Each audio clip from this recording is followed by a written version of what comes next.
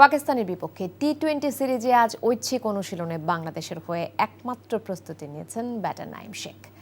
সেখানেই তিনি জানিয়েছেন শ্রীলঙ্কার বিপক্ষে সাফল্যের ধারাবাহিকতা বজায় রাখতে চান পাকিস্তানের বিপক্ষেও। এদিকে মিরপুর শেরেবাংলা স্টেডিয়ামে নিজেদের প্রথম প্রস্তুতি পর্ব শেষ করেছে পাকিস্তান। নিলয় মজুমদারের রিপোর্ট। শ্রীলঙ্কার বিপক্ষে টি-20 সিরিজ জয়ের রেশ কাটেনি। ঐচ্ছিক অনুশীলনে তাই অনেকজন উপস্থিত থাকলেও ব্যতিক্রম নাঈম শেখ। একাই ঘণ্টা দুয়েক ঘাম জড়িয়েছেন মিরপুরে একাডেমি মাঠে। শ্রীলঙ্কার বিপক্ষে প্রথম টি-20তে সুযোগ পেলেও খেলেছেন 4 নম্বরে। তবে একাদশের সুযোগ পেলে দলের সমন্বয় অনুযায়ী নিজের সেরাটা দিতে চান এই বাঁহাতি। 5-এ খেলার কথা ছিল, তো 4-এর সাথে ডিসকাস করে 4-এ খেলছি। কিন্তু জাকের ইনজুর থাকার কারণে কিন্তু আমি খেলছি, নর্মালি কিন্তু আমার খেলার কথাই ছিল না। তো মেন্টালি যদি আমি আগে থেকে জানতাম যে এমন অপরচুনিটি আসবে, টু বি অনেস্ট এইভাবে মেন্টালি প্রিপেয়ার ছিলাম না।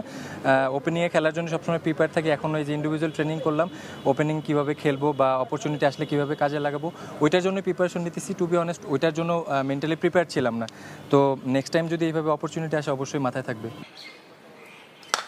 পাকিস্তানের বিপক্ষে 22টি টি-20 খেলে মাত্র 3টিতে জয়ের মুখ দেখেছে বাংলাদেশ। তাই সিরিজ জয়টা আপাতদৃষ্টিতে স্বপ্ন মনে হলেও লঙ্কার বিপক্ষে ইতিহাস গড়ে সিরিজ জয়কেই অনুপ্রেরণা মনে করছেন নাঈম। আমাদের বলাররাও কিন্তু ভালো মোমেন্টামে আছে। অ্যাজ এ টিমমেট হিসেবে যেটা সামনাসামনি দেখলাম যে আমাদের বলাররা এখন মেন্টালি খুব ভালো অবস্থায় আছে। তো ইনশাল্লাহ এটা ক্যারি করলে ডেফিনেটলি আমরা হোম অ্যাডভান্টেজ নিতে পারবো।